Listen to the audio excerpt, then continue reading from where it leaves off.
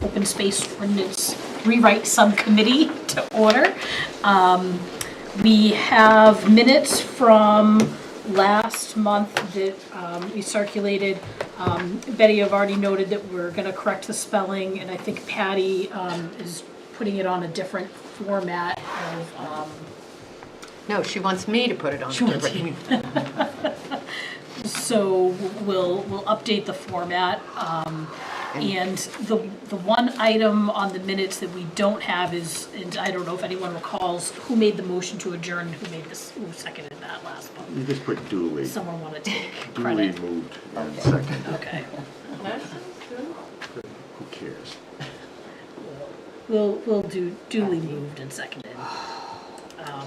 So I will, with the changes to the spelling and to the adjournment, I'd entertain a motion to approve these minutes as presented. So moved. Is there a second? A second. Okay. All those in favor? Aye. Any opposed? Abstentions? Jim's abstaining. Okay.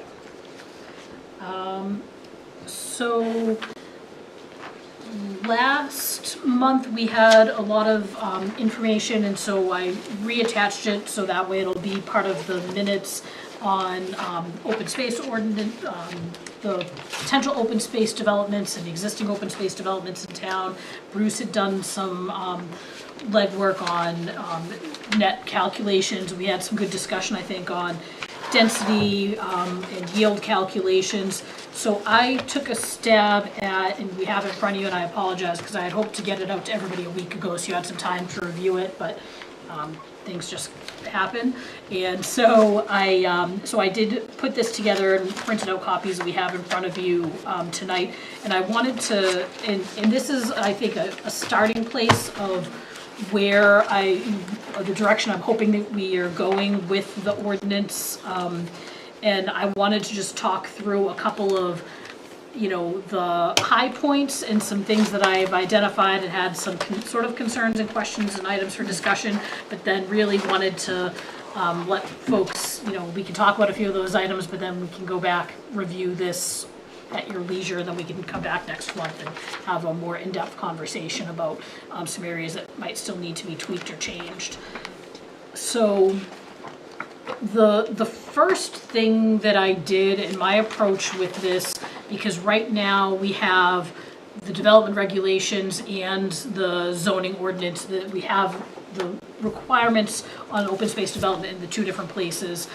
And I know that was done intentionally in the past, but I think it's led to some confusion. And so I have consolidated this into what would be all of the development standards for an open space development to be placed in the zoning ordinance.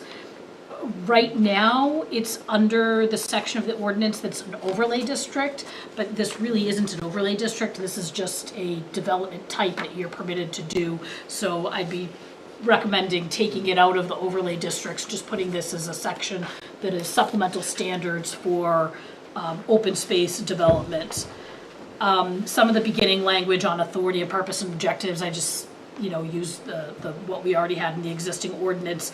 The first question that I wanted to get to and discuss was the mandatory use of open space and whether or not we want this to be mandatory.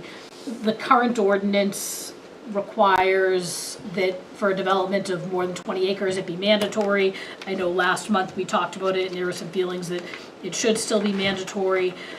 I know Barbara had expressed some concerns on maybe there should be an out clause if there's a reason why that we can't imagine right now, but if there is some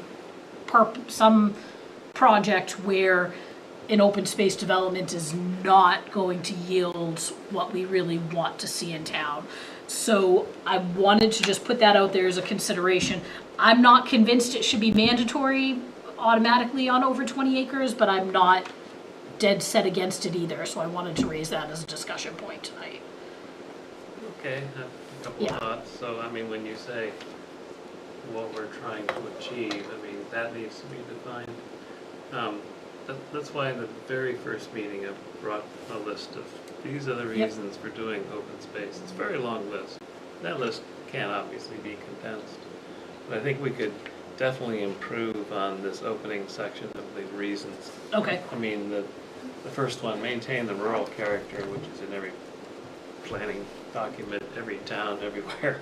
And it's a totally meaningless statement. What does that even mean? I mean, it's not a well-defined statement. There are so many well-defined and explicit things we can say about, hydrology and water quality and, how long the list is, which can be condensed down into, a shorter list of bulleted points. But I think if those objectives are clearly defined, then that really feeds into the rest of the discussion about why it should be mandatory or not. Because when you say, what are we trying to achieve? Well, those are the purposes. Those are the things we're trying to achieve. And I can't imagine a situation where we no longer care about the hydrology, where we no longer care about the water quality, where we no longer, I just don't see what these exceptions would be and why we would want to do that. Well, I guess I understand that, and I look forward to you, condensing them, since you had the list, into a more definitive thing. But does that mean we're going to require them to produce a hydrology study and a study for water quality? Because right now, we don't require any of it. Really, we're not. I understand that those are general statements, just like these, as to why we want them. I just sort of, when I looked at this, I think we need to also look at, get away from the purpose statement, and you think they should be mandatory, and I get that. But, we also allow it at 10 acres, but we don't define when or how. That's optional. But at whose option? And To discuss. so there's a couple of layers of this discussion. So, and if you look at some of the other towns, which we had put together that chart, for example, Francistown says that there's a minimum parent lot size and that it can be required if the land has certain features. So I can see where there would be pieces of land that, if developed, the asphalt would not be significantly more than might be required under an open space. I mean, I can just imagine layouts, not that it's happened, but I don't know. I think it's a discussion worth having as to whether they're required or not. But I think any statement about requiring a hydrology study is just an extrapolation that really isn't reasonable. I mean, even the state doesn't say you must do a hydrology study when they talk about something like the wetland setbacks from the river, where they say define a percentage has to be, there's a limit to how much impermeable they could be. They don't say you must produce a big detailed hydrology study. That's just, there's no reason for that. I think that's an extrapolation that just isn't merited. Colleen, are you looking to discuss these as we bring them up, or do you want to make a list of all the discussion points and then come back? Because you're taking them in isolation, and that's usually not how you reach a deal. yeah, I think we'll take them as discussion points and then we'll Well, need let's make to- a list of the discussion points Yep. and then come back and talk about them. But I shudder to think each time we get to one, we're going to debate it That endlessly. we're gonna- Because we're not going to get anywhere. Yeah, I agree. Much as I respect the views that people have said, and put great weight on them. So let's go through your draft, see where those discussion points are, and Okay. then set up how we're going to talk about it. So the first would be, as I said, that whether or not this is going to be mandatory, we would still be maintaining the minimum lot size of 10 acres. I think, and what's important is, and the language can be tweaked with this next section, review and approval process. Well, okay, Yeah, go ahead. I mean, I think you just sort of made a conclusion. I think the question is whether or not the current provisions of 524-4 as to acreage, when it is mandatory or optional, should be continued or changed, right? I mean, that's Yeah. really what we're Yeah, talking that- about. Essentially, if it's going to be mandatory, what are the triggers? And that's what Barbara's talking about, because those are variables. So big question is mandatory or not. We looked at different models. And if so, when? Right? With what exceptions? I'm not gonna discuss them in substance, I just wanna lay Yeah. out what the discussion could be. And let me just enlarge on that, you can create exceptions that maybe make it so mandatory works because your exceptions are broad enough, or you have narrow exceptions but give some discretion on whether it's mandatory. I'm not gonna answer that question, but that's why Yeah. they relate, but I think you have to look at them. So I think we highlight 525.3 also. 525.3 along with it.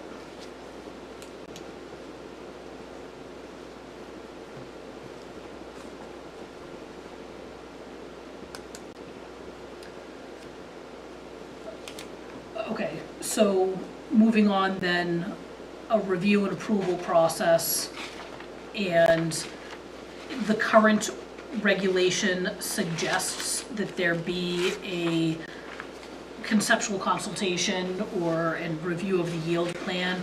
I think that it's important for us to lay out something concrete and typically this is a process that does happen in the planning department. They have a pre-application meeting with staff, that there be a conceptual submittal to the planning board. I wanted to include that in the ordinance, and I guess that'll be I don't know by statute that we can require a conceptual consultation, and that's, Jim's gonna be shaking his head and thinking the same thing. I don't know that we can require it, but I don't know if it's I would strongly not call suggested, it a conceptual because, because that has certain as meaning. Barbara well knows, this legislature is taking a extremely limited, they've decided to restrict local control. And if we put something on our ordinance that is contrary to the subdivision procedure, Yep. that's an easy target. And conceptual is not mandatory under our subdivision, under the statute. So don't call it conceptual, call it something else if you want to make it a required procedure. Okay. So I think maybe when you look at 325.4B, you call it a pre-application meeting. Yeah. I think A says you're going to be applied to the planning board, Yep. and B is the one that sort of says we're encouraging you to do something else. Where are you, Barbara? I'm sorry, I listened to. Right here, right here. Very bad. Yeah, I mean, they don't know that they necessarily have to be mandated that you have. Well, I this don't think this pre-application is. process, but it's certainly to the advantage of the applicant Yeah. to have things off before they spend money. I don't know why they wouldn't want to do that. I Call it a yield plan review? Because that's what it's really going to be. It's going to be the comparison between the conventional. Not at a conceptual. No. That's what, I mean, Bypassing we're talking, conceptual. that's what we're talking about. separate substance from procedure. Okay. Procedure typically is in the regs. And the reason for that is it gives you, the board, flexibility. If you have a procedure that's a soft procedure in the zoning ordinance, I'm not sure you have any. Encouraged to, what does that mean? How do you enforce? Zoning ordinance should be enforceable as written. That's why when we first did this, one of the reasons we split out and put some things in the regs is to create the grease, the procedure. Also, we didn't envision how it's going to work, so we wanted to give ourselves some wiggle room on the planning board side, which you can do in subdivision regs, you can't do in ordinance. But I wouldn't get too carried away with the sort of soft procedural stuff in your ordinance, because the ordinance has to be enforceable. Okay. But, have it here and then pull it out and put it in regs maybe. I'm not saying don't do it, but you want to think about what Yep. that procedure should be, but I question whether this is the right place for it. Barbara, you can. Or are you questioning also encouraged, or you're saying? I don't like soft wording. Yeah. Well, I I want mean- hard words. Right, that's what. Well, Yeah. and just thinking about the process, I'm trying to think of, how many conceptuals we have for developments. And if you really wanted to encourage, you wouldn't charge a fee for a conceptual review if you really were serious about it. But is the conceptual really binding people to anything? And the answer is no. So, No, the issue really on conceptual, how you define is the vesting. They become the, when they become vested. So you have to be careful how you do that. and I don't know that we need a separate, if we're saying we're doing it according to the standard and guidelines in this section in the development regs, are we saying development regs? This does at the moment, but, Right. yeah. Is that a question that we need to decide? What is going to be the split between zoning and development Yeah, regs? and what I don't want to do is incorporate the development regs by reference into this, because suddenly you've turned development regs into zoning. You shouldn't do that. Then it goes for variances versus waivers. Yeah, so you can have your, you don't need to listen to me, I'm just going to get off on the procedure of this, but you don't want to pull your subdivision regs into the substantive terms of your ordinance by reference. Partially because you want to give the planning board some wiggle room on how it enforces its regs, and unless it's in the ordinance, you shouldn't be able to do that. So if this is being adopted as an innovative land use control, though, doesn't that give the planning board some more wiggle room I'm and concerned authority? about this legislature, so Okay. I want to be a little defensive, but maybe Okay. arguably, because the innovative land use, what does that mean? I don't know, anything you want it to mean. Yeah. Okay. We should explain some of this. The ordinance, the statutes allow innovative land use as a sort of anything you want to do under zoning. They really widen it, so you can define it as innovative land use, and that lets you bring in some other planning concepts into your zoning without defining the limits on what they could be. So if we call it innovative land use, you probably have more discretion in how you construct it. But I still want to have a distinction between planning board procedure and zoning because of a number of reasons. You may have a different view. But these are philosophical. That's what we need to talk about today. Let's get the substantive decisions, and then we can decide later where we put them. I require approval. Don't be. The next discussion point would be, and we went back and forth a little bit last meeting about the density determination and our yield plan evaluation. I think that I've struggled with the yield plans as currently presented to us because the regs currently have, and I don't think that this is any better, but the regs currently have something that's sort of ambiguous that this must be financially feasible, and the evaluation. There's language here that the board can, in reviewing the yield plan, then make determinations and exclude the number of lots that are not reasonably expected to be buildable by reasons of, a lot of cut and fill, poorly drained soils, wetlands, crossings and driveways. I don't know that this accomplishes anything to make this any better, but it is still keeping a yield plan. I think the discussion point for this was more of a yield plan versus doing a calculation that is automatically, subtracting percentages for roads and right-of-way. So that will be a point of sticking with the yield plan, having an engineered plan submitted versus something that's more of a calculation based on areas of buildable areas and 0 and 0. So as this is written, I was trying to make it a little bit clearer than what we currently have, but I don't know that it's fully succeeded where I'd like to see it. I think it's a step forward. Remove some ambiguity and.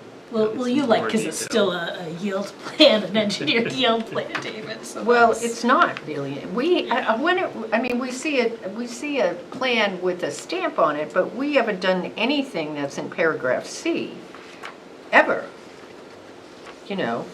Oh, I don't think you can build there. Oh, yes, we can. We can put in fill and we can do this, but Yes, we have. I can remember proposals where lots were removed. I'm not saying that lots haven't been removed. I'm saying that we are not provided specific information in regards to any site-specific information. We don't get any site-specific information. But this would now, right? Well, And it should, at minimum, it should have a table indicating what they're allowed conventionally, and then this plan that we're presenting here, we've taken out the wetlands, we've taken out the, whatever the roads, we'll end up with X amount well, of that's lots. a different, I mean, I'm sort of pulling out my other open space districts. I didn't look at any, but, I mean, clearly the yield plan needs to be discussed.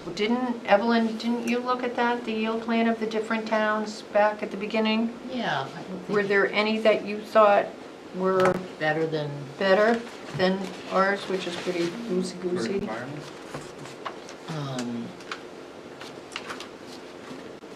I think I'm gonna defer to you. I think as you had done such a I made the good table. job of, You had I that think we'd little- all agreed that Chester was like, Yeah, but if Yeah, you're a but I think- if you're a developer, Yeah. you know what you have to do. well, I was gonna say, I think what we were trying to do is make this very clear.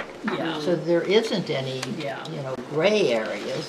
You put together a dimensional standard table, Bruce, Yep, and yep, right here. the parent lot, but I don't know that it had the yield plan. Well, I Bruce think all was. has a chart of, I mean, he There's went a table through, of Grange Road. yeah. Like I went with all the minimum acres from the parent to be Right. open space, Chester had 25. New Boston was number of lots. Hudson had 0, Londonderry was 20 acres.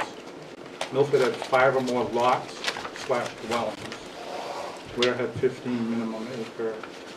Deerfield.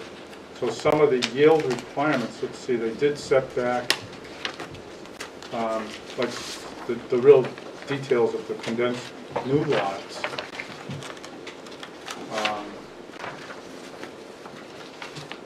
Acreage, 50%. One had 0.33 acre, that was Chester. I think the thing that we disliked about it a lot is that they were, they had kind of set standards, but then they would say, but if you do this, we could actually even give you a yeah, bonus. the incentives, I think we had taken that off the table, Yeah, the, okay, that we were the incentive not- bonuses, Bruce, what are you looking at? That was a table I had made up, that was after our first meeting. It was that I the compiled all second, the various. you went through and did that, yeah, you and You wanna sit over here and look No, over your no, shoulder? Bruce, sometimes somebody could send it to me, 'cause I don't have it. All that incentive stuff would go back to the first question. If you have a mandatory requirement, then the incentives make no sense. right, you don't need them. Right, well, now you have There's to no keep reason for us to have modifying that. incentives.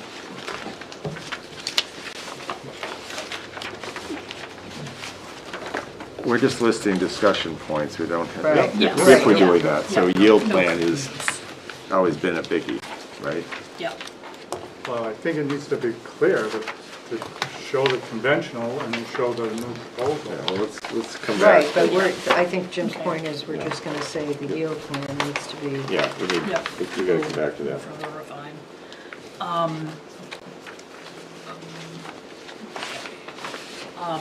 So the next discussion point, and I think we had come to, we did come to consensus on the minimum open space.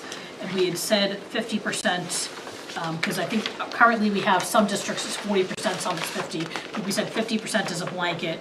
And then we had further discussed that the open space, and I would look for some for you guys to give some thought and discussion on this. We had talked about making sure that there was 50% of whatever the open space was unconstrained, which I interpreted to be true buildable area, open space that's being conserved. So the two variables is how much of the total has to be open space Yep, and how much of the open space has to be it built. has to be buildable, exactly. Because what we saw early on, they put all the junk land into open space. And Exactly. say, look what I've done. And maybe that's okay, maybe it's not, but Yeah, And so, So I think if you just think about it as buildable, then you can decide what does that mean? so I took it a step forward from just buildable, but to say that the open space itself shall be not more than 50% of unbuildable areas. It's not really unbuildable, so at least 50% needs to be good. The other 50% can include your wetlands, your steep slopes. I'm saying your drainage, your stormwater, even your leach fields. You could have those things, your well radius, flood hazard areas.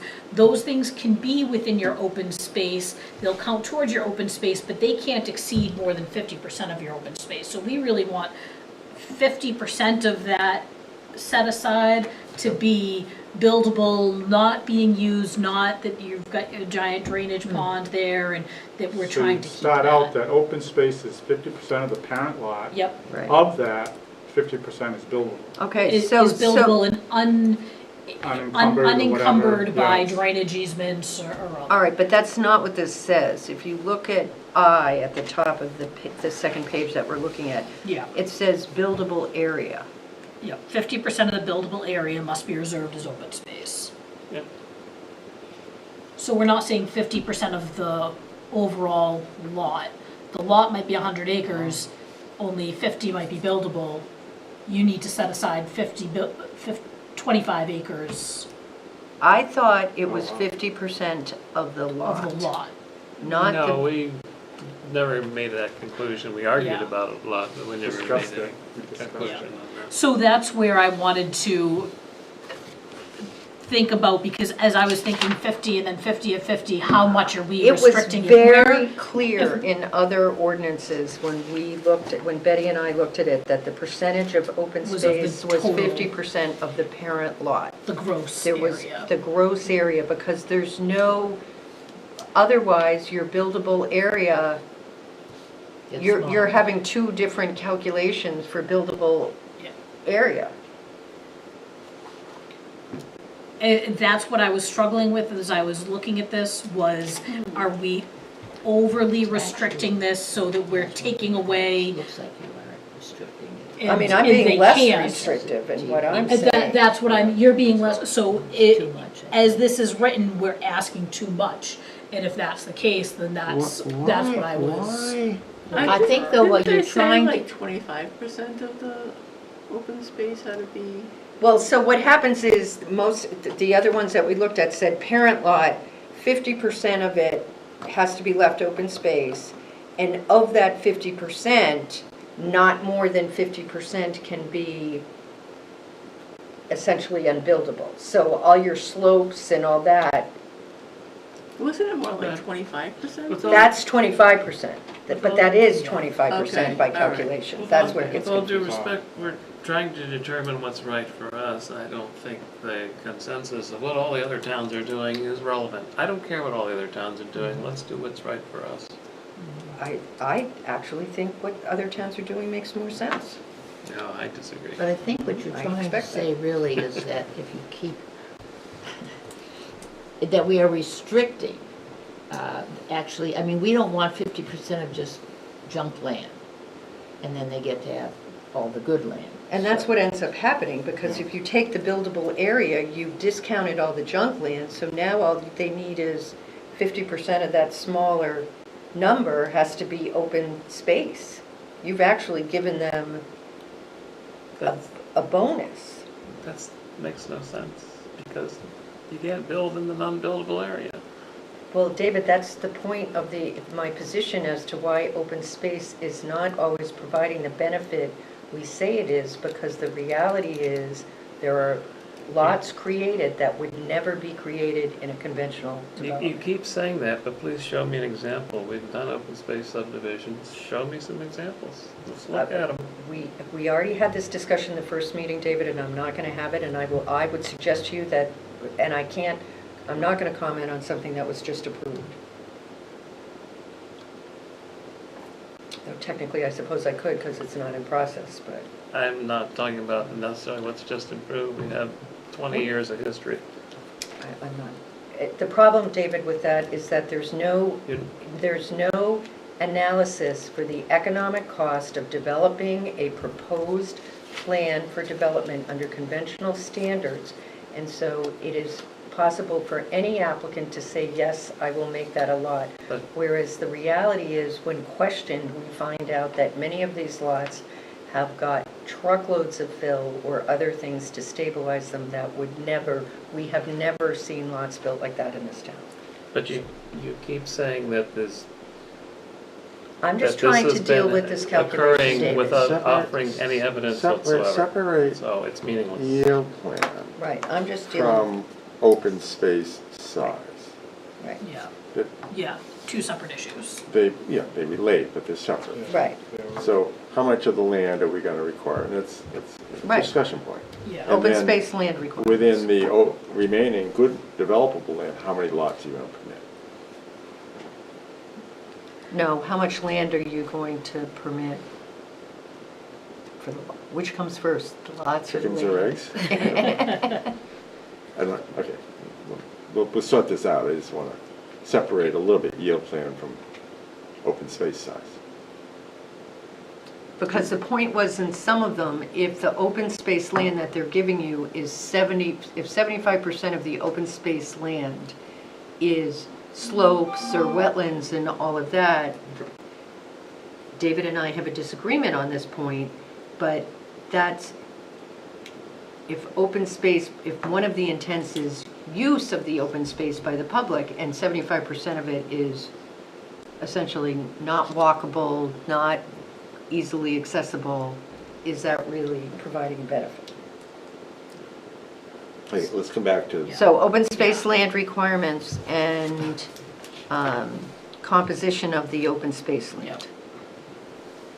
Well, I want to ask David, what do you think the open space should be defined as? well, let's come back to that. Okay. Let's make our list. I don't want to bog down any one of these yet, because I just want to get a list, because then we'll see how many things we really have time to debate. Yeah, 'Cause I love you all, but I know, I There's just gotta said be to an my end. husband, 8:30, we end. yeah. Yeah, I gotta be Yes. So ownership and management of the open space, I don't think that there's a lot to debate here on this actually, one. I think there is. You think there is? Okay. Yeah, absolutely. Because we can't, so, I mean, the options are the town oversight, so if it be taken, transferred to the town, that would only be if the Conservation Commission had the bandwidth and wanted to take that on, recommend to the select board. The homeowners association option or a private land conservancy. And I don't know that we can restrict any of those. Or they own it tenants in common with covenants. Well, I guess that's what I was looking at. That's different than a as an homeowners association, but, and with covenants that the town can enforce. So there's four choices that I Okay. see in the homeowners. Do you know any communities that have that? I'm dealing with one now. Oh, you are? Okay. Yeah, I'm not sure it works, but, yeah, no. Yeah, that's a big town that begins with D, that's a little west of eastern Concord, who asked me to review their open space ordinance to figure out how to make it enforceable. About the time this committee was formed. So, do you have, I guess, We can bog down in it now, we can just keep that as a discussion point. keep it as a discussion? But let me, I thought we had a tentative conclusion that if you're requiring the applicant to either get the town to take it over or a conservation trust, that is too onerous, because if either the town or the conservation trust says no, and they're not likely to want these, it means they Yeah. can't develop, and I think that'll. We can't, that's why we that need will- to you can have imagine another what the- option. You can imagine Yeah. what the ZBA is gonna do with it. Yeah, we can't, so we need Even with to, Bruce they on it. need to have a private option or a homeowner association option. Unfortunately, I think they do, because Yeah. they fail. Yeah, but I just don't agree know how we can 100%. avoid that, Yeah, but I want to put some enforcement teeth in it. okay.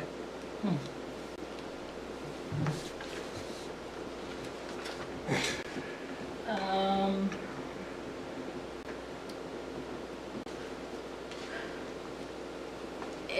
and then the more general, I guess, in this last section is development standards, which I was lumping the lot criteria that,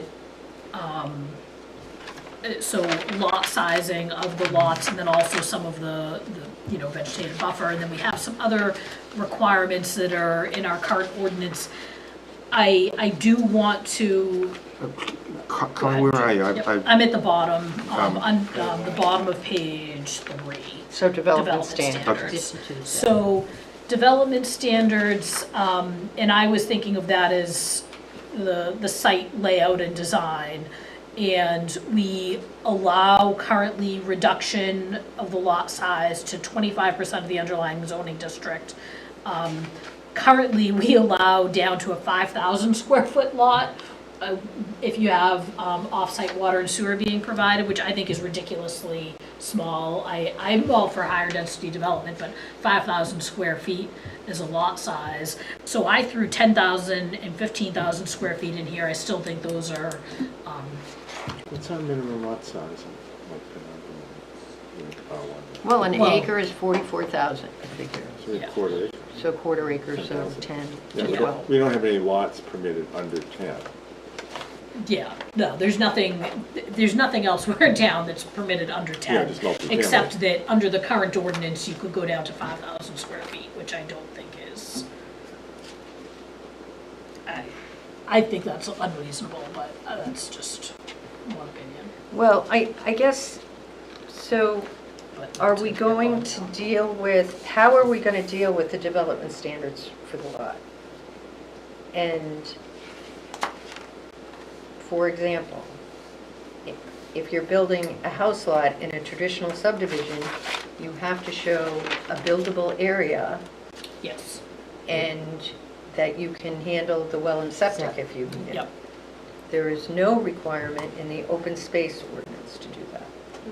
And that was what we brought up last planning board meeting, I think Scott had noted. We need to, and I don't know if I wrote it in here or if it was that, I think we do say that they need to show buildable area rectangles, 4,000 square foot areas. That's on the yield plan, no, so we need Yeah, to no, include we that. I was just curious, Yeah. because the last time we talked about a shared septic system by, Yep, A community, there's community wells or community septic, but so that's our a current questionable. one says community wells are not favored. And most people don't want community septic. I was just wondering, when you brought it up, I hadn't been aware. So is that, or we're just gonna drop that? That, we're not questioning that then? Well, again, we're going to just debate this now or just list it as an issue. We can, because that, again, goes back to some of the communities have restrictions on whether you can include community water or sewer in your open space land calculation. Because if you're having small enough lots that don't permit wells and septic, you're compelled to. But then the question Yeah. is, so that we may not want to have the lots that small. If we decided that we want them to have room for their, In general, yes, but Right. what if you were someplace that was served by water and sewer? Unlikely in most open space subdivisions, granted, yep. right? but if it did happen, One of the, break my own rule, we can allow options that people may not choose, like community water, Yep, because there may be developments where it occurs, or we can say, no, our experience of that's so bad, we don't want to permit it. But just because people generally don't want it doesn't mean you can't allow it as an option. Right? yeah, And yeah. it looks good. You may say, look, we're giving people a lot of choices. In fact, they may not choose it. It's their problem, not ours. So anyway, but I don't want to walk Yep. down with that. I do represent some private water companies that have projects and subdivisions, and they work. Yeah, Others yeah. fail. Yeah, I think, yeah, the community wells are, I see no problem with that, allowing it as an option, and if someone, decides to take that on, then they do. Some of the other design considerations, the vegetative buffer, we currently require 60 feet or 100 feet on a state road, 60 feet from a budding lot. I'd be curious if folks would support increasing it to 100 feet, I think, and making it clear that that, you know, counts towards your open space calculation, your buffer land is part of your open space. I think it gives you an additional buffer. I don't know if that's too much. When we, may I talk for a minute? Yeah. I told Miss, I said I'd shut up. When we first enacted this Yeah. and played with it, we were envisioning that open space developments would be kind of separated by a buffer. Yeah. So visually and whatever, they'd be separate from the neighborhoods that they're in that would be conventional. Yep. I'm not sure there's as great a need now because we've seen enough density of development that maybe it's not as offensive. And a lot of these buffers were sort of token anyway. So the question is, do we need it? Do we still want to have it? You know, what's its purpose and therefore what's its size? And we may say, yeah, we still want to, but that was the original thinking. If the legislature, if the bill goes through about, you know, whatever, what's the lot size, quarter acre, we're going to be faced with that everywhere anyway, so Yeah. we need to anticipate that because I don't see that town being stopped. Barbara has a good sense of It's going, it's slamming through. You read every day in the paper about all sorts of stuff that's approved, and there, we are gonna be overbuilt. And don't work on town elections anymore, because it's going to be hand counting ballots and so forth. That's a different topic. Anyway, so I think when Yeah. let's anticipate that when we're doing this. Yep. That there, if right now we're saying that the buffer is to provide some screening and from existing neighborhoods, but if existing neighborhoods are going to be by right allowed to reduce Yeah, their because lot. the trade-off, and David talked about this, if you're taking some of your common land, open space, and using it for a skinny buffer, you're reducing the usable actual open space that people will play on or something, because you've wasted it. Yeah, Or it's so valuable to have the buffer that we're willing to do that, but if it's, I mean, but the reality of these open spaces is not that we're creating play areas or tennis courts or anything. They're simply, what we are creating is, in the most forested state in the nation, more forest. We're leaving forest land.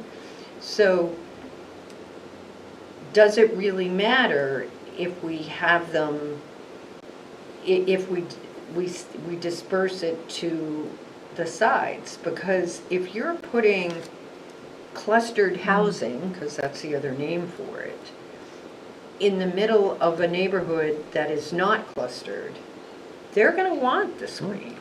I'm not saying don't do it, I just Yeah. wanted to find Yeah, what we're but trying I to think, accomplish. and I think it needs to be, the buffer created around, in addition to, we have to figure that out in light of setback requirements. We have to, because if we say the buffer is 60, but I think we can have setbacks in some of these things that end up being actually smaller than that, we've got to make sure that doesn't happen. Well, it's And if interesting. you're considering the environmental factors, as you were alluding to, it depends on what factors you're looking at. For something like permeability, it wouldn't matter where it is. For something like contiguous area, that every species has its range and its size that it requires. So But in you that could- case, contiguous is more valuable. It just Yeah. depends on the factor. You can't Yeah. boil it down to Yeah. a simple answer. You can't achieve all your goals perfectly, yeah. Right. trade-off. Well, actually, what's interesting is I do think that, I mean, to me, open space is, cluster development is also talking about developing nice neighborhoods. I know we want to preserve open space and, you know, for other reasons too. And just having come back from Madison, Wisconsin, and be in a community where they did have large, a couple drumlins, they had, you know, a couple lakes that were cut out by the glaciers, and they had paths going around, and then they had an open place where they did actually had a field where they did have actually a basketball court and a couple tables. I was amazed, I mean, it was just, it really did, they're heavily used, just like our rails to trails. It was heavily used by those people, and I thought it enhanced the quality of life without just having blockhouses and, you know what I'm saying, like a Pinardville. I'm sorry, but it's, you know, so. It's a community-oriented development as opposed to just an open space development. In some ways, it's kind of a different thing. A different thing. So a The land in conventional, Wisconsin is also a lot different. a conventional subdivision What's requires this? sidewalks. Yeah. What'd she say? I don't think a conventional The subdivision land, does yeah. require sidewalks. That's also So different. that would be the other aspect of the Anyways. possibility, but Yeah, and that's, and Barbara, you would, conventional subdivision requires sidewalks? I don't think so. They were requiring them. I- Is that right? I Oh, We think- haven't done, well, it depends on the size, because like does John King Drive have sidewalks? I don't think so. I'm trying to remember, but I don't think they do. But there are requirements for sidewalks. So, and that's where and it gets a little bit further, so some of those items and Yeah, the last criteria, one. Yeah. like Oh, yeah, the that's parking, roadway standards, sidewalks, other things, you know, those, are we going to include and write something, right now sidewalks are in there as a requirement for open space or pedestrian circulation, but it says pedestrian circulation. Well, the interpretation on that has just been, well, we can't provide trails and we don't need sidewalks because it's such a low volume road and we don't want to build sidewalks. And that seems to have, and so that's been accepted. And DPW didn't want to plow. DPW doesn't want to plow sidewalks, that they don't, was they the don't big want to take thing. that on. I got, So, because I actually like sidewalks, but, you know, for if They it's a don't- they don't like cluster, but these they do not disconnected like sidewalks. that. but also in the cluster, and I can understand that, you know, if you're reducing lot sizes and so your frontages are smaller and now you've got your driveway and you've got a sidewalk and a tip down and a tip up like every driveway, I can see where it's not Right. the greatest design, but Well, still, in the town it's- then, there the should be something. sidewalk then is something that the town then has to make, yeah, and that's really big. Would you be offended if I stand for a bit? Go for it. Stan, Yeah. I'll leave it, I just can't Yeah. sit. Rowing Yeah, be hasn't careful. started yet, has No, it? my back surgery Yeah. is still. oh, Yeah. which is 2.5 weeks. So I guess, and so discussion point one on the buffers, but then the other discussion points of more of the site design. I don't think we need standards for parking that are specific to cluster development because we already have a parking standard for residential. Well, but the legislature is Units. now That's gonna the require preemptive. no more than Yeah, 1.5, so so I throw mean, that out the so- window too. yeah. But that does mean Yeah, you gotta have roads that will have space for that, Parking. 2 cars, yeah. and so that's right So now it's gonna be a now. wider street, It is. therefore reducing our intent Correct. of less pavement. So I think we might want to, I do think that maybe, and I don't know that it's here or that it's in the development regulations, or the development regulations update that is being done separately for all town roads would be included as far as roadway design standards and that those being met and that there be provisions then, because we have other developments in town where road standards and narrower roads have been allowed where you have a restriction on no off-street parking, which, first of all, the enforcement on that, I think, is a challenge anyways. But if we're not going to be, or no on-street parking, Road rather. standards are a separate discussion, because Yeah. back when we had Don Henry did our public works, he taught us narrower roads are actually safer. 'cause people go Yeah, slower. slower speeds. But if we can't have on-site parking for more than 1.5 cars, Yeah. and I'm assuming the legislature hasn't discussed where the extra car will go as a result. That's too deep for them. yeah, I think that's. Yeah, legislation changes, but so do legislatures, so. Well, We okay, have a but couple states. if they pass it, then it's there for a while, so I think we have to, Yeah, we can always modify our zoning based on it. But I don't want to ignore what they do. Yeah, The lobbying for this has been very successful. It has got bipartisan support. So a change in the legislature is not going to generate changes in Part this of the stuff. housing crisis hysteria.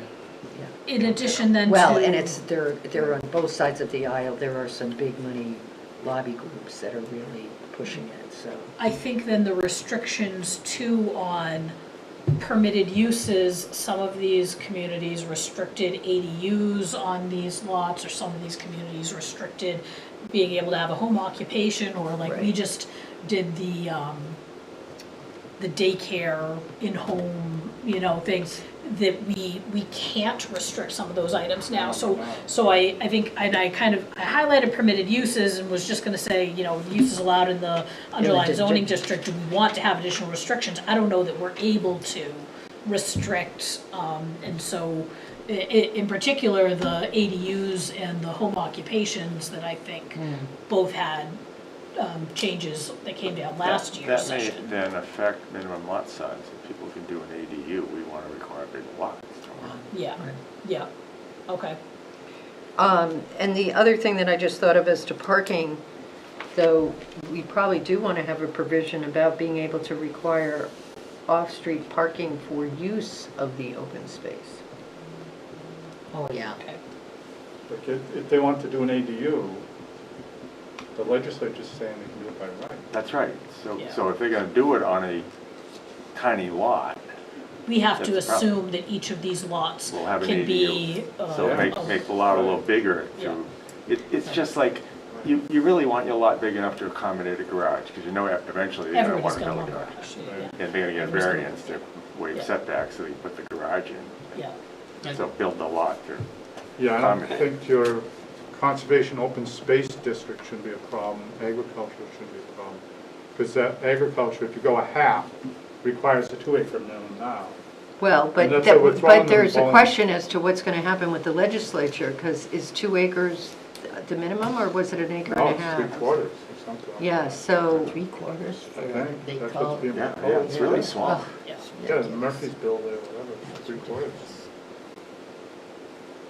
Regardless of the zone. all right, so we have basically buffer size and location. We start to get into design in regards to issues of sidewalks, parking, roadway standards, and also with that, the buffers from that standpoint. What are we going to say the development regs control? Because right now it's in both. Well, typically, the development regs Road construction, they do the procedure, right. but then and one of the reasons to put substantive standards into the development regs is to allow easier waiver or modification. Because the planning board, they still have to show, whatever the statute requires, but it's easier to waive. So if we want to have something where there's some wiggle room, I think it's safer to put those in the regs. But can I ask a question? Can these? I can never stop you from I asking. know. I'm sorry, Jim, but can the state overstep the towns, or do we? Oh, yeah, it's happening. It's happening Evelyn. now. Oh, no, I understand. I knew it was. We are governed by state law, and towns only have the authority the state allows them. It's a scary concept. There's no home rule in New Hampshire, unless the legislature allows it, and they did in the Pony Act. So we can go through all this and we'll still have it. Yeah. Preempted, yeah. Still, Yeah, so we're wasting our time, basically. Let's go home Good possible. before 8:30. Whoa. So, when you say that, what are the things that you see the development regs controlling with the specificity that gives people the way to get?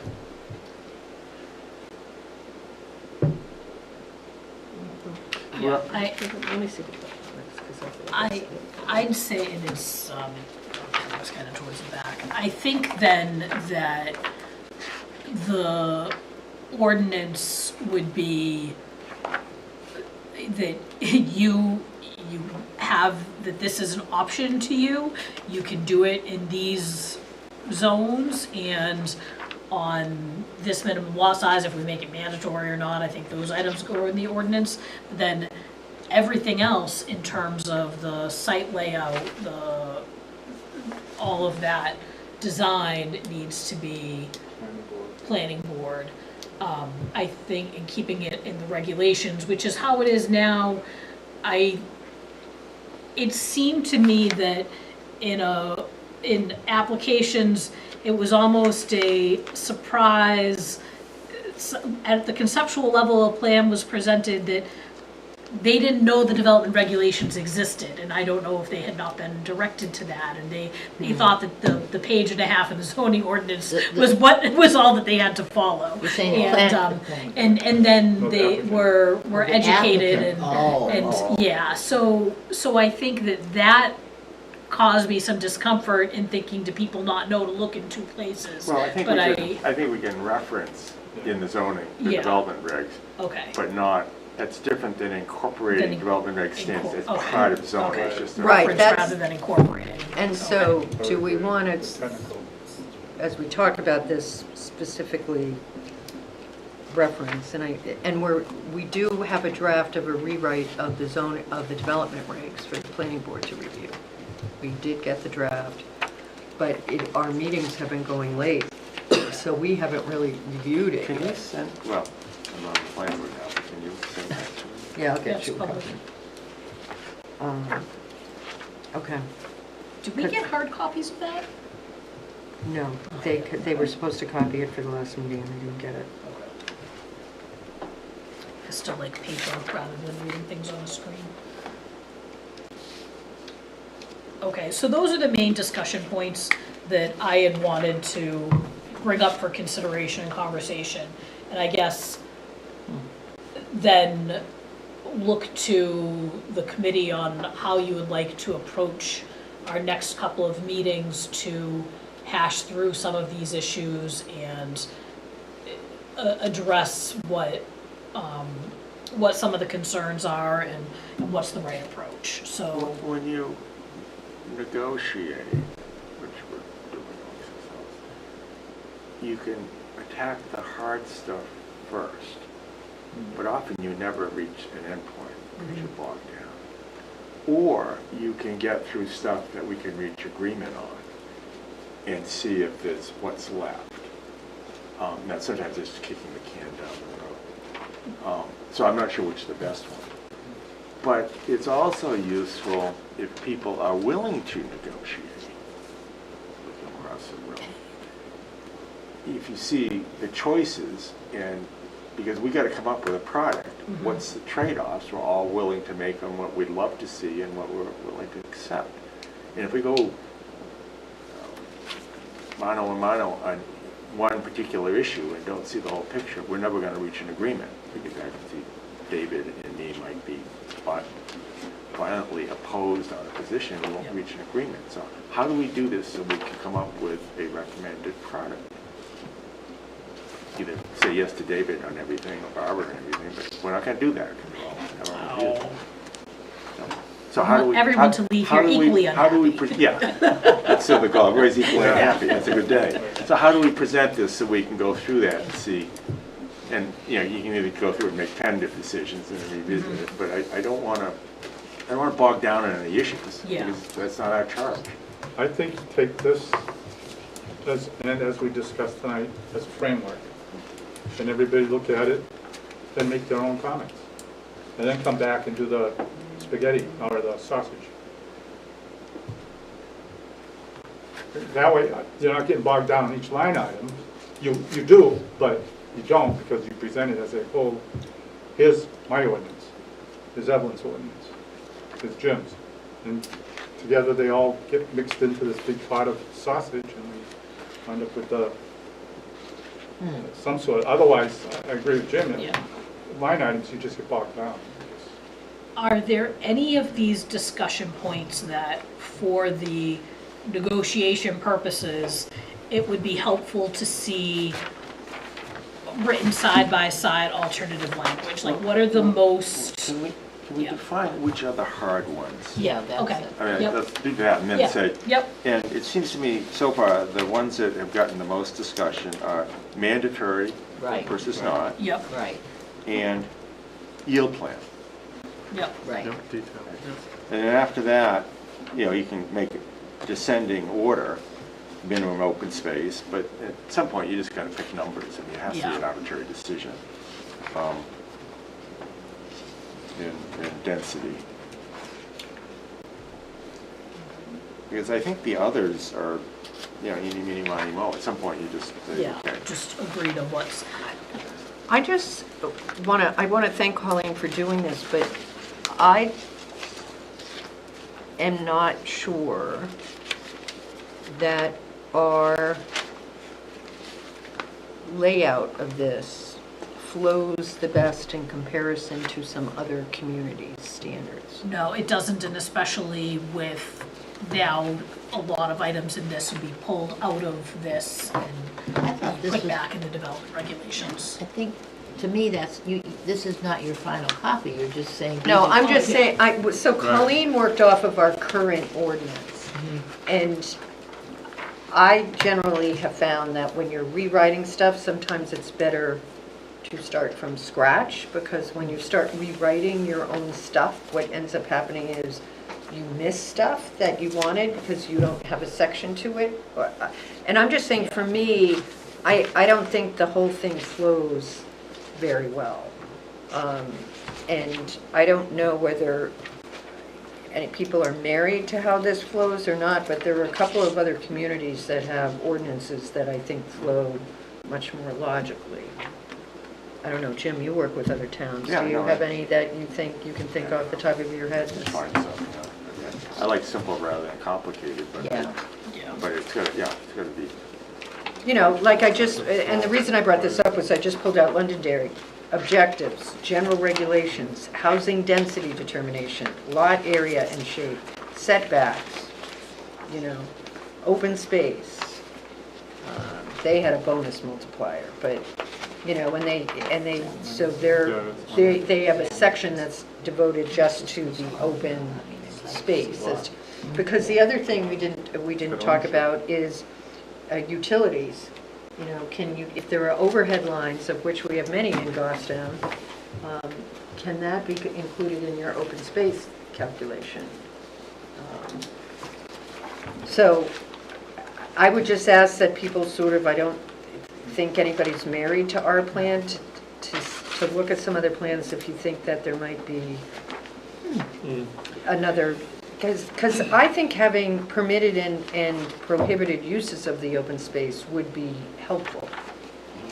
Yep. I take your point on the utilities, but I don't think they would want to be putting utilities in the open space simply because they're on the streets for a reason, because they can access them. well, think Well, about I the think things. I think think she's you're talking thinking like more like a- Eversource yeah, easements. A Big- transmission line, Right, I think. if there's a transmission line Yeah. crossing Like the a property, buried line. would be. No, we No, have the big huge power lines, transmission the big power lines lines, going yeah. through all sorts of property. How do you count that? How do you count that? Because the power company's got an easement underneath it Right. that it keeps a road. Just how does the math affect Oh, it? you- by- So Yeah. you're talking about Yeah. existing. Yeah, Yeah, yeah, an yeah, existing- yeah, an yeah, yeah. existing. But the yeah. access sometimes is parking. Yeah, and so, just how do you play that? 'Cause, Right. yeah, in Yeah. Goffstown, we have a lot of them. Yeah, Yeah. okay. The other issues is, what do you put, what do you allow in your open space? Do you allow septic, water, infrastructure? Yeah, So that's what you're talking about, permitted uses, restricted uses. And if you talk about what your permitted and prohibited uses are, that would probably be a good driver for what do you allow and what don't you allow. Well, in the yield plan, where you're determining what's buildable and what isn't, underneath those power easements is not buildable by definition. That's not, I understand that Yeah. point, but, but I think, Just think of math. yeah. yeah, If we're designating, I was thinking more about when you're talking about what what percentage of the open space land needs to be, I'm going to say unconstrained, because that's what some of them use, would you put the utility lines in the, is that constrained land? Because, for example, you can't include it in your yield, acreage for your yield plan? Or is that unconstrained because you can walk under it? I So don't know. the direction that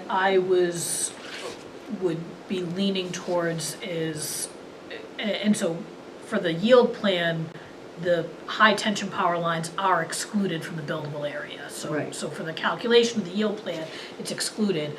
I didn't talk about overhead utilities, but would have said that the septic systems, the drainage, the well areas, well radii could be part of the open space, but can't exceed more than 50% of your open space. So you couldn't have a lot where all of your open space is encumbered by drainage easements and power lines and other items. We're expecting some of that to be, but the Yeah, power lines If I were. recall, the board had those like the retention lines in the Yeah. open space.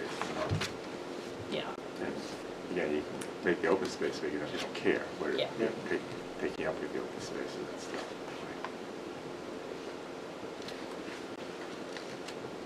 Yeah, but having the percentage makes sense because if somebody was doing, say, an optional one because they had a small lot, then the detention pond could become a significant fraction of that open space. Well, David raised a good point, optional versus mandatory. Are we gonna, if it's an optional open space, are we gonna be more permissive? Because they don't have to do it. And it's a benefit, maybe, to encourage them to do open space by not making it too difficult. Right. Or I mean, have yeah. this size category. I mean, right now we have both.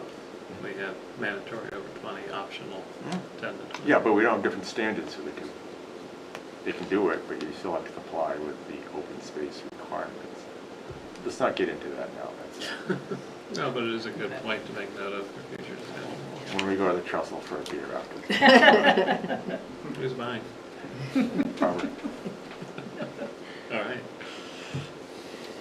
okay, so I think, and as Jim said, the two items that are probably going to need kind of some negotiating on would be the mandatory versus optional and the yield plan determination. Are there other items in here that people are really digging their heels in, and there's something that this is like of the utmost importance to you, that you're not gonna wanna budge on certain items?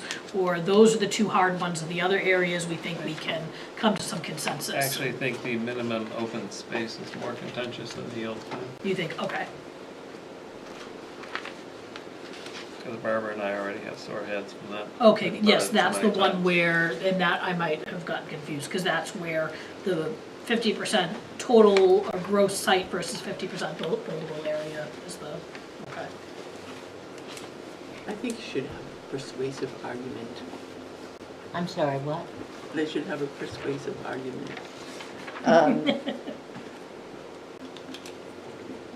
You know, the other thing is, do we want to just assume that we're not going to have open space development with water and sewer? Because that leads to multifamily development. And so are we just sort of assuming that that's very unlikely, so we're not going to deal with that, or not? Because multifamily density can be pretty high. And so, Multifamily as in single families? No, apartment buildings. Okay, because you could have, you know, Or the even six duplexes unit in- single family by zoning to multifamily. I understand that, but you could have. Which makes sense development-wise to put that on a, up front versus. Right, but do we want to consider, if we're considering the, Yeah. I'm wondering whether we should have some minimum standards. In particular, I'm thinking about development on Mast Road, where there's stuff right by Mast Road, which they were allowed to do, different zoning and development, but that we want to have minimum setbacks and stuff from the parent parcel to prevent that kind of stuff from happening. I mean, do you really want to be driving down a road and have the development right there? Like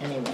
If you look at development patterns, if an ordinance permits a duplex on the same size as a single family, you're gonna get duplexes. They're gonna get, Yeah. yeah, that's what's So- really surprised me. So how you gotta be many- careful about that.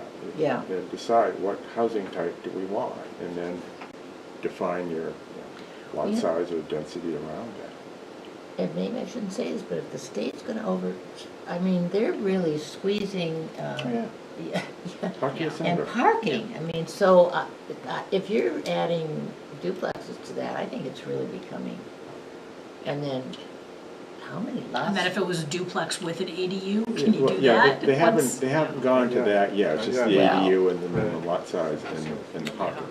Okay. Am I missing something? Oh, there's more up there. Yeah, Well, those are the three that seem to be marching ahead right now. They I think they're all going to march. Clearly, the state must be planning a massive public transportation project, so we won't need all that Well, parking, right? yeah, well, because of all the extra funds they're gonna raise from Yeah. anyway. well, I think Jim's point is, and I think that's really what we're talking about, is what do we want our community to look like? And I think a lot of us are here because we want to preserve open space. And so, and the cluster is, question, how much cluster, you know? If we're very, very flexible, you could start having high rises in that area, you know, so I mean, I Fire think. department might have something to say about 6-story buildings. They have a ladder truck. Well, I have to tell you, so going out to Madison, I came into Chicago, and, you know, just looking down, it just took forever to get to the airport, which is huge, but it is all wall to wall suburb, just, Remember I don't when- think that's what we want. When we first enacted this, is after the state came out with their build-out scenario, was, well, there was Yeah. 93 widening, what this is gonna look like. It's gonna, state, Southern New Hampshire's gonna look like Salem. Yeah.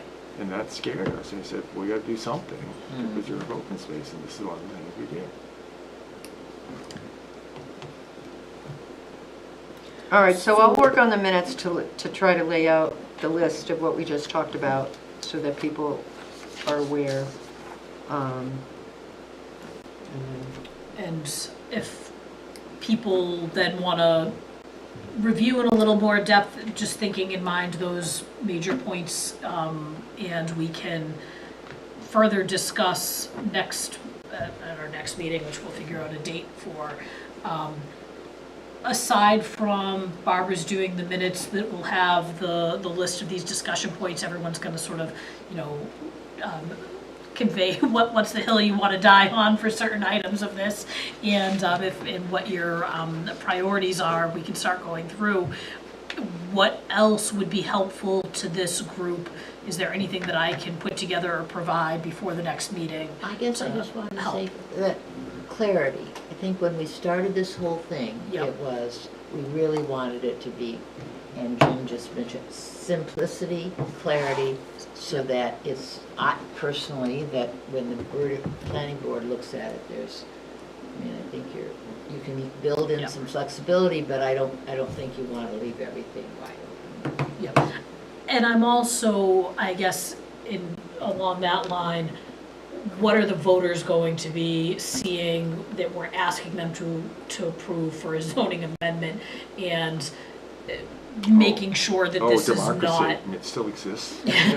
Oh, stop. making sure that this is not going to be, I think everyone struggles with zoning amendments on the ballot Yeah, anyways, but I want to make sure that it's Um, not. Usually, we want to be able to say with a reasonably straight face, we're just updating, Yeah. right? Well, I think we're updating and trying to make it clearer. Yeah, Yeah. clarifying, but Yeah. not changing dramatically. Right. Yeah. And it'd be nice to be able to say that even if we are making changes. But one of the things it would be worth doing is going through the current ordinance and checking what we like. I mean, we don't need to throw out everything, so we've identified major problems, but if we just look at it and say, yeah, that's okay, we don't need to change just to change, right?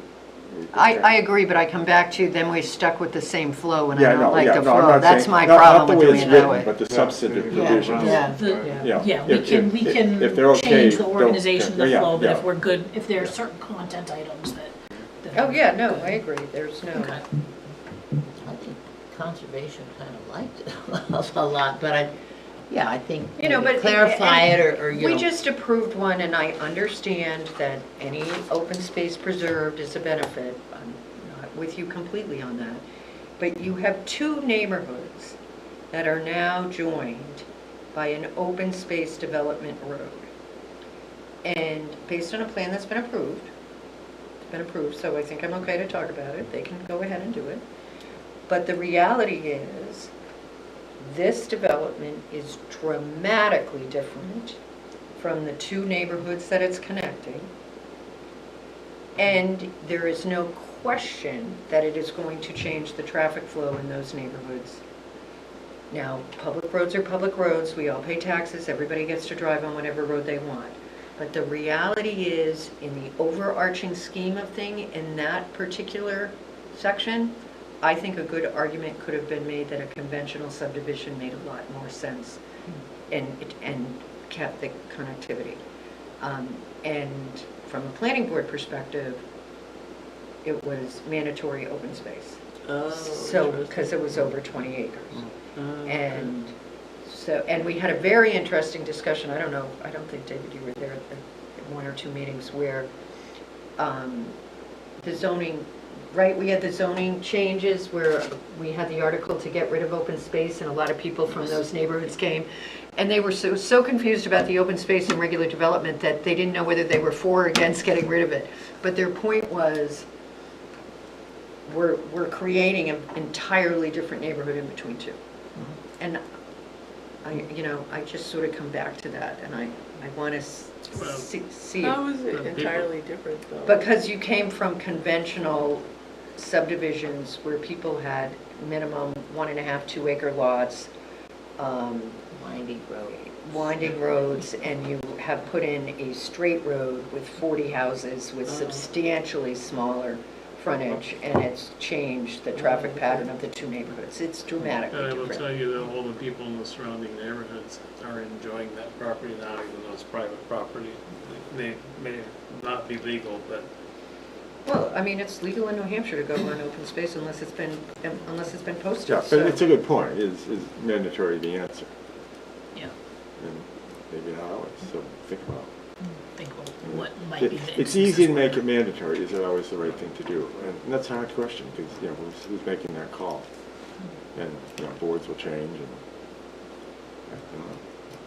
But depending on how we come out, that might affect the process, because if it's not mandatory, you need to have a vote by the planning board, and that vote will need to be binding, because once it happens, the developer then goes accordingly. If you're gonna have exceptions, you should put some Right. compelling reasons why. and yet, once again, I would strongly argue that that particular site, that was a mistake, that it to be open space. I would strongly argue in the opposite direction. Can somebody tell me the address? I'll have to, I'll Yeah. send you the roads that it connects between. Yeah, it's. Was it Sage and, Was it up to the special? yeah. Yeah, Yeah. sage and acorn, so up, way above juniper, but it would connect acorn and sage. So it's up above Mountain View Middle School. So would it have been better to have it just one long road with a turnaround at the end? So No, they because had- then the fire department doesn't want the, Yeah. doesn't want the. Yeah, so I mean, I think- Yeah, but it What doesn't you're matter with the saying- new zoning, they'll be able to do it. All Um, right. Okay, so for our next meeting, we've been told by Patty that the second Tuesday we cannot do, which tonight the sewer commission graciously kept their meeting short so we could meet tonight. And that's in this meeting room. We can explore if the second Tuesday works, because I believe the third Tuesday does not work for some folks. So if we can try to find another meeting location if Our need be. meetings have to be accessible to the public. They need to be accessible to the public. So I would need to check and see if there are, if there's something in the the room school across the hall? or Yeah, room they can be across the hall, upstairs in the upstairs. kitchen. I mean, Yeah, they just won't be recorded. Yeah, and there's also a meeting room in the old Grassmere Town Hall where we held meetings before. yep. Okay. So if we were to do the third Tuesday in June, that's June 17th. But Jim, the third Tuesday does not work for you, is that? I think I think it may. We're moving. Okay. The most important thing in my life is the Youngstown Rowing Club. That's, the board is your meeting, but I think we're moving away from Tuesdays. Okay, This is just a front. I'm gone all of June, so, but that's fine. So third Tuesday is what we're looking at? the third Tuesday. That's the if 17th. That's the 17th Oh, of June. June. Okay. And Bruce is gonna be on his adventure, and, so no Evelyn, but if the rest of us, Well, no Bruce and no Evelyn? yep.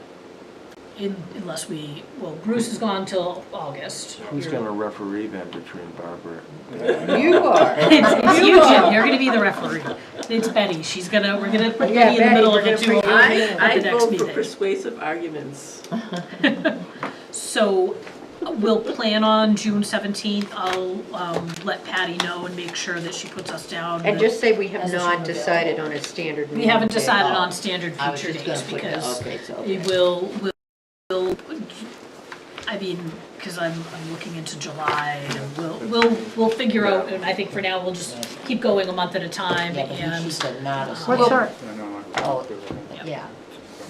Do we have a target completion? I think we'd Well, like something completed. we in- want to give it to the planning board to be able to start to work with for zoning in September, I think, right? Yeah, so I think if we were to wrap up in August or early September, so we can hand it off to the planning board, because then the planning board will need to have a couple of hearings on amendments.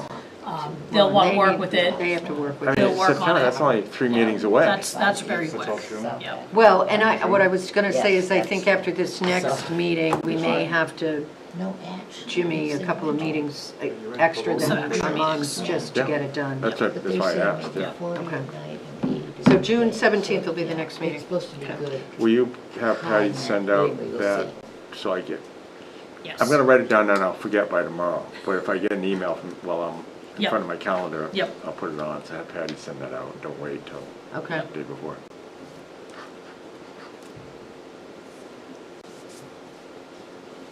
Okay. If there's nothing else, if So anyone we're just talking, yeah, wants to make just June. just June. And Somebody And then make a motion to adjourn that I write down. that Bob will take note of. I'll make the motion. All right, and who's gonna second it? Duly will. I-E-M-A-N. What did I put? Spelling in the minutes. Oh, I put EI, that's because, well, I won't. Okay, so I think there was motion and a second by Jim, so all those in favor of adjournment? Aye. Aye. Opposed, abstentions. Okay, thank you very much. Look at that, 8:30.